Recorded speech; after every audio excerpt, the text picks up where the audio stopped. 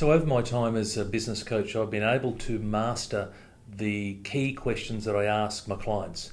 And I've come up with two universal questions. And these questions I ask of all of my clients, but then I also get people to ask them of themselves from a self-awareness point of view.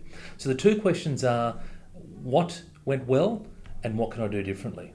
So the first question, what went well? I always start off my coaching sessions with that because I want people to focus on the good stuff. I want them to focus on the gratitude, the appreciation for all the great things that they've been doing. You see, when I say to someone, how have you been going?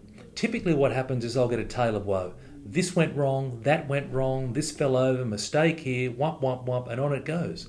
When I say to people, what went well? Tell me all the great things that's been going on. And people, early on, they'll struggle with that because it's not natural for people to come up with what are all the great things. You see, our mind has a negative bias. And so they get into the routine of knowing that I'm going to be asking them what went well and start to think about all the great things that have been going on in their business and perhaps in their life. And the other question then is, what can I do differently? Not what went wrong, what did I mistake in, what did I fail in, what can I do differently? So now, what can I do moving forward? I always want to be looking forward. And in the next step moving forward is, what can I do differently? How can I improve? What do I got to do to fill that gap, that issue that's been happening? How do I make sure that it doesn't happen, or how do I close that gap down?